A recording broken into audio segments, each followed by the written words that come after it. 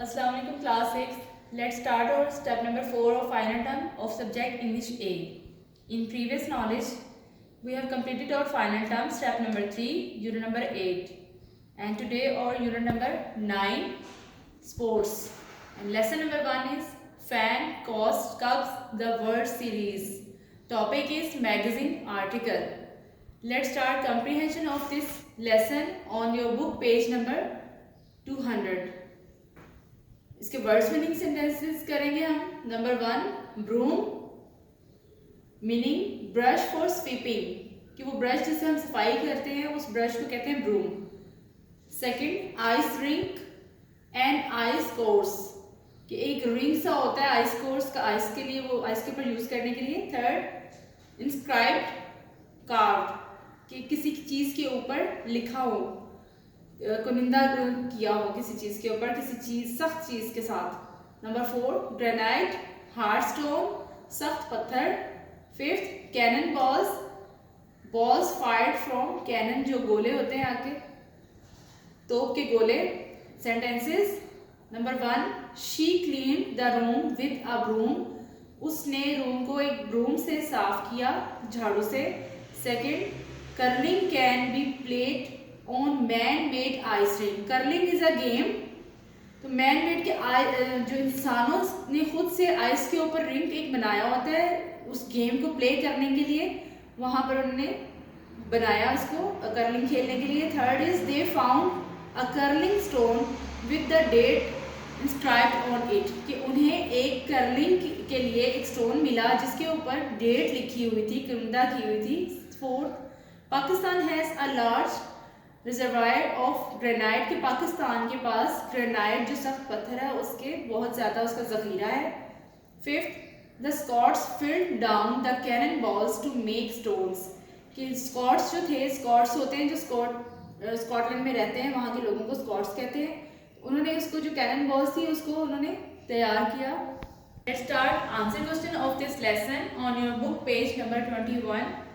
First question is what does a player do with the stone in curling, कि एक खिलाड़ी जो है वो कर्लिंग गेम में एक स्टोन से वो क्या करता है।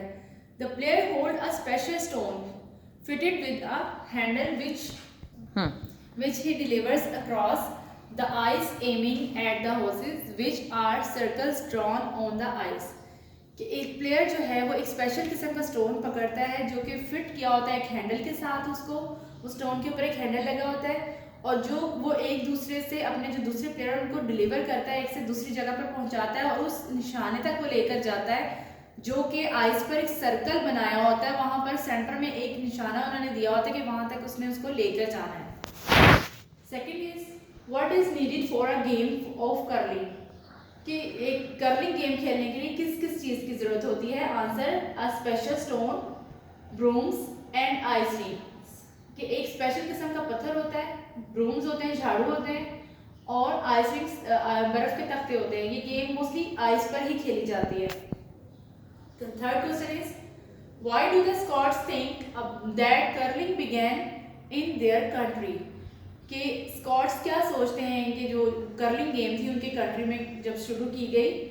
Archaeologist have found a curling stone with the date 1511 inscribed on it, कि जो माहिर आसार कदीमा के जो माहिरीन थे उन्हें एक कर्लिंग स्टोन मिला था जिसके ऊपर डेट लिखी गई थी 1511 की, 1511 के इतनी पुराने टाइम की ये डेट थी, वो उसके ऊपर लिखी हुई थी स्टोन के ऊपर।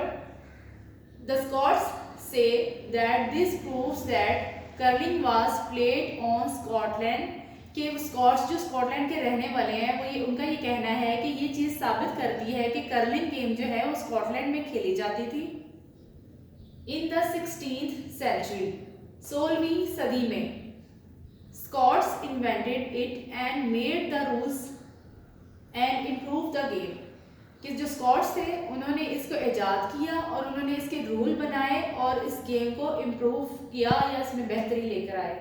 Fourth question, how was the game introduced to Canada, कि ये गेम कनाडा में कैसे तारुफ इसका करवाया गया।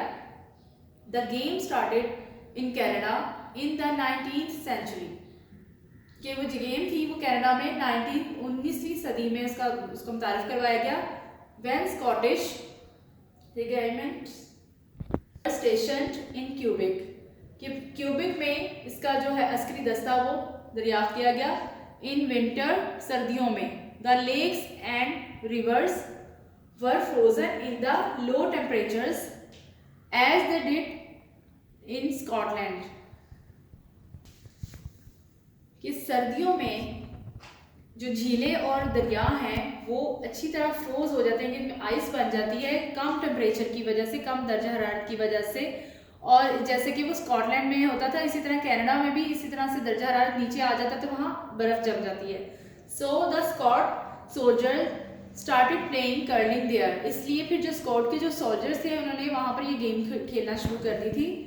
Fifth question, how did the Scottish soldiers play the game without granite stones, कि स्कॉटिश के जो स्कॉटलैंड के जो स्कॉटिश सोल्जर थे वो इस गेम को ग्रेनाइट स्टोन के बगैर कैसे खेलते थे, क्योंकि ये ग्रेनाइट स्टोन तो ज़्यादातर पाकिस्तान में मिलता है।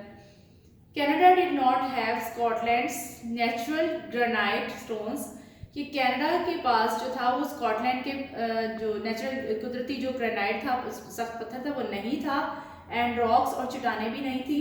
टू ओवरकम दिस, इसका हल निकालने के लिए उन्होंने the Scots fill down the cannon balls to make stones, कि इसको जो स्कॉट्स थे, स्कॉटलैंड के लोगों ने जो तोप के गोले होते हैं उनको इस्तेमाल में लाते हुए अपनी वो बॉल्स बनाई ये कर्लिंग गेम खेलने के लिए। तो स्टूडेंट्स, ये टॉपिक जो था कर्लिंग गेम के बारे में, आप इसकी स्टोरी को जब खुद से रीड करेंगे, इसकी रीडिंग करेंगे तो आपको इसमें सारी बातें अच्छी तरह से समझ आ जाएंगी, क्लियर हो जाएंगी कि ये गेम कैसे इंट्रोड्यूस की गई और इसमें किस तरह से इस गेम को खेला जाता है। और ये मोस्टली गेम हमेशा बर्फ़ पर ही खेली जाती है और ये उसी पर खेलने के लिए ये गेम स्पेशली इंट्रोड्यूस हुई थी। आप write down all this question answer and words meanings and lessons in your notebook and learn it carefully.